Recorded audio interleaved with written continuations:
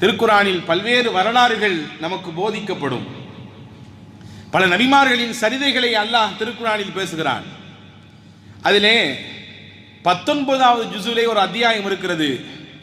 சூரத்துன் நம்ல், எறும்புகள் என்ற தலைப்பிட்டு அல்லாஹ் அதிலே ஹஜ்ரத் சையதுனா சுலைமான் அலைஹிஸ்ஸலாமின் வரலாற்றின் கொஞ்சத்தை சொல்லுகிறான்.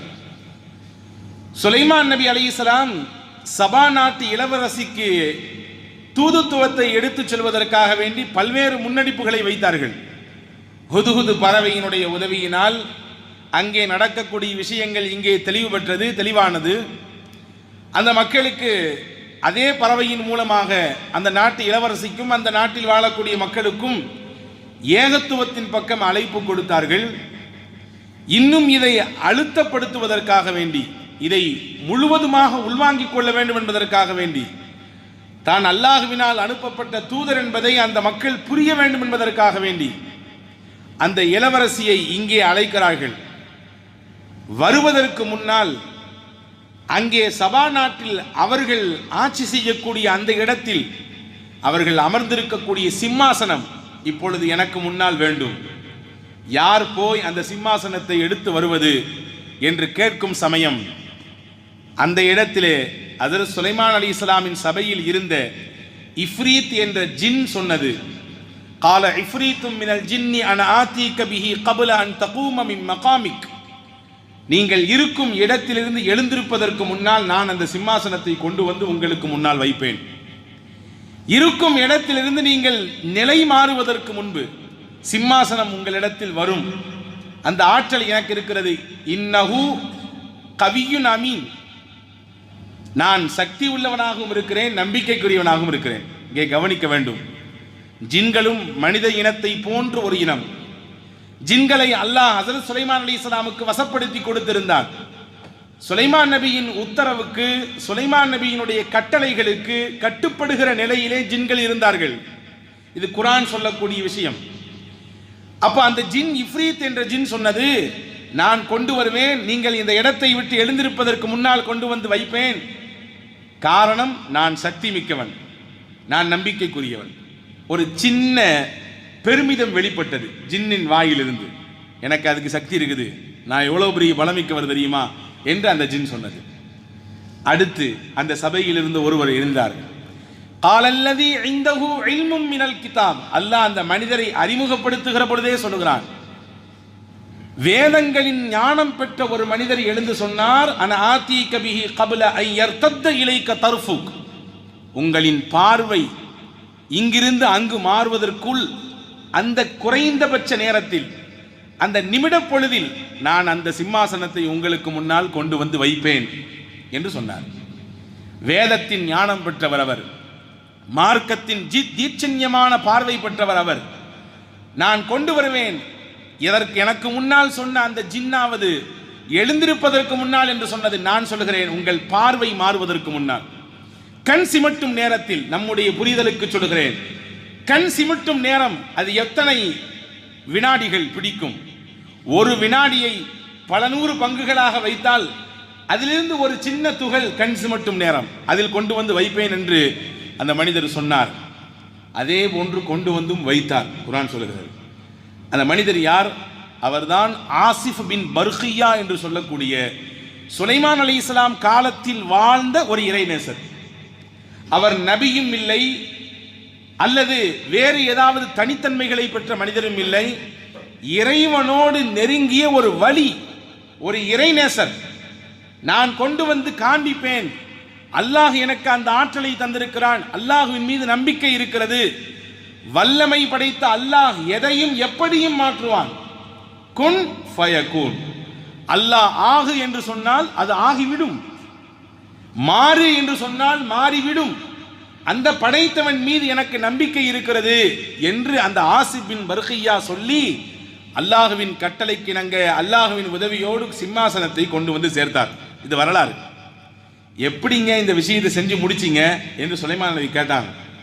ஆசிப் பின் பர்கியா சொன்னார், அந்த வார்த்தை தான் இன்று பெரும்பாலும் நாம் புது வாகனங்கள் எடுத்தால் அதை மேலே போட்டுக்கொள்வோம், புது இல்லம் கட்டினால் நாம் மேலே அதை பொறித்துக் கொள்வோம், கடை புதிதாக திறந்தால் அதை நாம் மேலே பொறித்துக் கொள்வோம். என்ன வார்த்தை அது? ஹாதா மின் ஃபض்லி ரப்பி, ஹாதா மின் ஃபض்லி ரப்பி, இது என் இரட்சகனுடைய அருள் கொடை. இதான் அதுக்குடைய அர்த்தம். இது என் இரட்சகனின் அருள் கொடை. எப்படி கிடைத்தது? இந்த சிம்மாசனத்தை எப்படி கண்ணிமட்டும் நேரத்தில் கொண்டு வந்து சேர்த்தீர்? சுலைமான் அலைஹிஸ்ஸலாம் கேட்டதற்கு பதிலாக தருகிறார் ஆசிப் பின் பர்கியா, இது என் ரப்பு கொடுத்த அருள் கொடை. கராமத்துகள் என்று சொல்வார்கள். இறைநேசர்கள் புறத்திலிருந்து ஏற்படக்கூடிய அற்புதங்களுக்கு பெயர் கராமத். நபிமார்களின் புறத்திலிருந்து ஏற்படக்கூடிய அற்புதத்திற்கு பெயர் முஅஜிசாத். நபிமார்கள் செய்தால் அது அற்புதத்திற்கு மோஜிசா என்று பெயர். அந்த மோஜிசா இனி வரப்போவதில்லை. ஏனென்றால் நபிமார்கள் இனியும் காலத்தில் வரப்போவதில்லை. ஆனால் இறைநேசர்கள் கியாமத் வரை இருப்பார்கள்.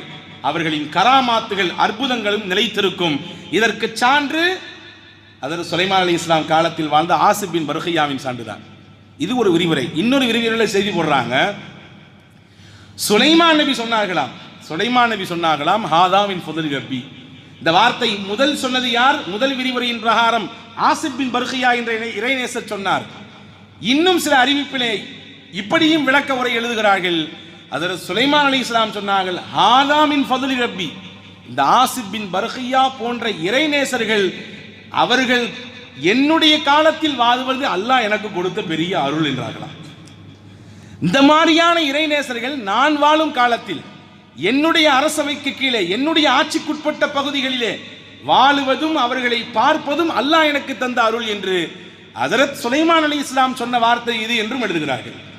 அன்பு சகோதரர்களே, இறைநேசர்கள் என்பவர்கள் மாபெரும் புனிதத்துக்கு சொந்தமானவர்கள். அன்பு சகோதரர்களே, திருக்குர்ஆனில் ஒரு அத்தியாயம் இருக்கிறது, உங்களுக்கு தெரியும், வெள்ளிக்கிழமை தோறும் ஓத வேண்டிய ஒரு அத்தியாயம். அதுதான் சூரத்துல் கஹ்ஃப், குகைவாசிகள் என்று அந்த அத்தியாயத்திற்கு தலைப்பிட்டான் அல்லாஹ். யார் அந்த குகைவாசிகள்? நீங்கள் வரலாற்றின் பின்னால் போய் பாருங்கள். 7 பேர், அந்த 7 பேருமே வலிமார்கள், இறைநேசர்கள். தங்கள் ஈமானை பாதுகாத்துக் கொள்வதற்காக வேண்டி குகைக்குள்ளே ஒதுங்கினார்கள். இங்கே இருந்தால் நம்முடைய ஈமான் பறிக்கப்பட்டுவிடும், நாம் கொண்ட கொள்கையிலிருந்து பின்வாங்கிவிடக்கூடிய நிர்பந்தம் ஏற்பட்டுவிடும். எனவே இதை பாதுகாக்க வேண்டும் என்பதற்காக வேண்டி எல்லாவற்றையும் தூரே ஒதுக்கி தள்ளிவிட்டு குகைக்குள்ளே போனார்கள். அல்லாஹ் சொல்லுகிறான், வலபிசு ஃபீ கஹ்ஃபிஹிம் 300 சினீன வஸ்தாது 9. 309 வருடம் அவர்களை தூங்க வைத்தோம் என்கிறான் அல்லாஹ். 309 வருஷம் தூங்குனாங்கன்னு சொல்லி மக்கள் சொல்லிக்கிட்டாங்களாம். அல்லாஹ் சொல்றான் நபியை பார்த்து, குல், நபியை நீங்கள் சொல்லுங்கள், அலமு பிமா லபிசு, அல்லாஹ்க்கு தெரியும் எத்தனை வருஷம் அவங்க குகைக்குள்ள இருந்தாங்கன்னு சொல்லி. நீங்க ஒரு குறிப்பிட்ட வருஷம் எல்லாம் நீங்கள் போட்டு வரையறுத்து விடாதீர்கள். எத்தனை ஆண்டுகள் அவர்கள் குகைக்குள்ளே இருந்தார்கள் என்பது அல்லாஹ்க்கு மட்டும்தான் வெளிச்சம். இறைநேசர்களான அந்த 7 பேரையும் நாம் பாதுகாத்தோம், தூங்க வச்சோம், அதற்கு பின்னால் எழுப்பி கொண்டு வந்தோம் என்று அல்லாஹ் சொல்லுகிறான். இங்கே என்ன செய்தினா, அந்த கஹ்ஃப் சூராவில் குகைவாசிகளோடு இருந்த ஒரு 5 அறிவு ஜீவனான நாய் பற்றி இடம்பெறுகிறது. வகல்புஹும் பாசித்துன் ذراعيه بالوسيل, இது திருக்குர்ஆனின் வசனம். அவர்களிடத்தில் இருந்த அந்த நாய் இருக்கிறதே, அந்த குகைக்கு முன்னால் 2 முன்னங்காலையும் ஊன்றியவாறு நின்றது குர்ஆன் சொல்கிறது. இவங்க அந்த குகைக்கு போகும்போது பின்னாடியே அந்த நாய் போச்சான். இந்த போன 7 இளைஞர்களும் சு சு என்று விரட்டி விட்டார்களாம். அது போகவே இல்லை. மறுபடியும் விரட்டி விட்டார்கள், போகவே இல்லை. மறுபடியும் விரட்டினார்கள். அப்பொழுது அந்த நாய் பேசியதாக தப்சீர் எழுதுகிறார். தப்சீர் ஜலாலைன் போன்ற மிகச்சிறந்த திருக்குர்ஆனின் விரிவுரையாளர் பெருமக்கள் எழுதி தருகிறார்கள். அந்த நாய் பேசியதாம், அலா உஹிப்பு அஹபாப் அல்லாஹ், அல்லாஹ் யாரை நேசிக்கிறானோ அவரை நான் நேசிக்க கூடாதா? உங்க 7 பேர் மீது அல்லாஹ்வுடைய நேசம் இருக்குது, உங்கள் 7 பேர் மீது அல்லாஹ்வுடைய பிரியம் இருக்கிறது, காதல் இருக்கிறது, அவர்களை நான் நேசிக்கிறேன். அல்லாஹ்வின் பிரியம் உங்க மேல இருக்கிறதுனால நானும் உங்களை நேசிக்கிறேன். இதுல என்ன தப்பு இருக்குது? நீங்க ஒன்றும் பயப்படாதீங்க, உங்களை காட்டி கொடுக்க மாட்டேன், உங்களுக்கு பாதுகாப்பாக தான் நான் வந்துட்டு இருக்கேன்னு சொல்லிச்சான் அந்த நாய். வரலாற்று எழுதுகிறார்கள், திருக்குர்ஆனினுடைய விரிவுரையாளர்கள் பெருமக்கள் இப்படியும் ஒரு ஹதீஸை பதிவு செய்வார்கள். சொர்க்கம் என்பது மனிதர்களுக்கு மட்டுமே உரியது.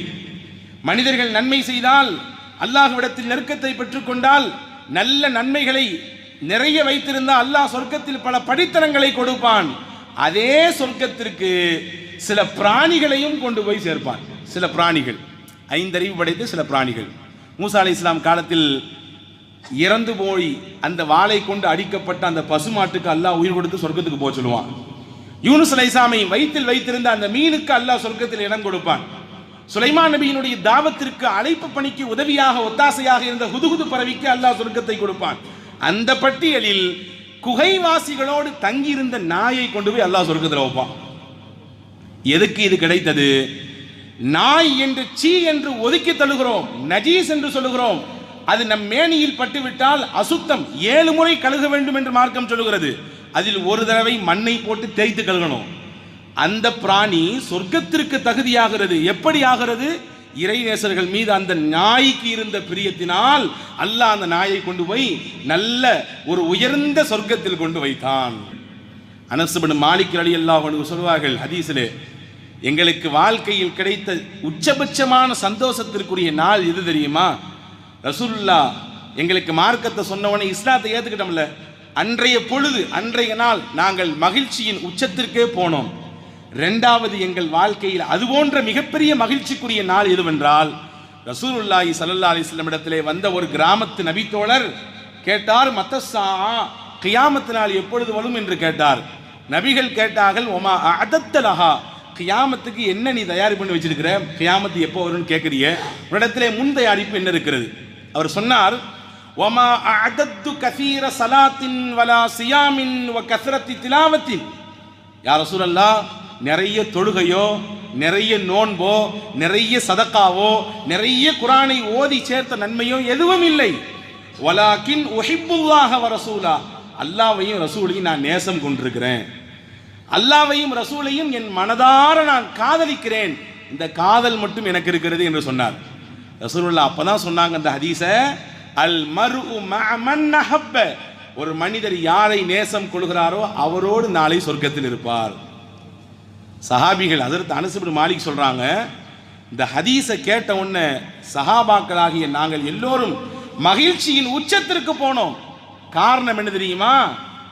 அபூபக்கர் இடத்திலே நல்லமல் இருந்தது, நல்லமல் இருந்தது.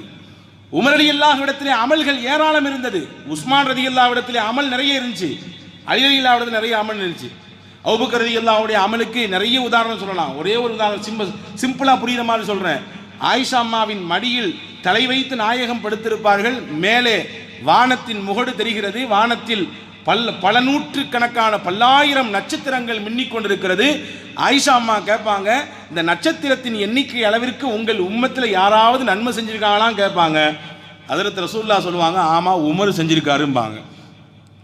ஆயிஷா அம்மாவின் நினைப்பு எங்க பாபாவை சொல்லணும்னு சொல்லி, அபூபக்கர் தான் இவ்வளோ நன்மை செஞ்சவர் என்று சொல்ல வேண்டும் என்பது ஆயிஷா அம்மாவின் நினைப்பு. ரசூலுடைய வாயிலிருந்து வந்த பதில் என்ன? உமருக்கு அந்த நன்மை இருக்குது.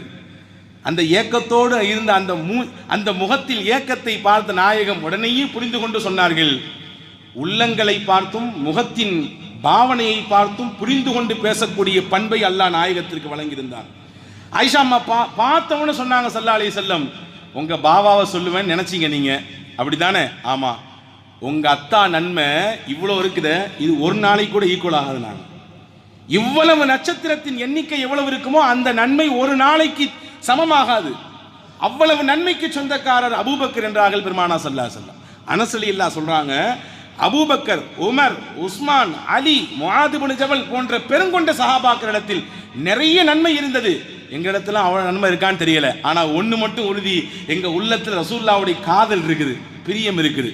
அப்ப நிச்சயமாக நாங்கள் மறுமையிலே இதே அபூபக்கரோடு நாங்கள் ரசூலுல்லாஹ்வுக்கு முன்னாடி உட்கார்ந்திருப்போம், இதே உமரோடு நாங்கள் ரசூலுல்லாஹ்வுக்கு முன்னாடி உட்கார்ந்திருப்போம் சொர்க்கத்திலே என்று நபிகள் நாயகத்தின் அன்பு தோழர் சையதுனா அனஸ் பின் மாலிக் ரலியல்லாஹு சொன்னாங்க. எதுக்கு இதை சொல்றேன்னு சொன்னா, நாம் யாரை அதிகம் நேசிக்கிறோமோ அந்த நேசம்தான் நம்மை அவர்களோடு இணைத்து வைக்கும்.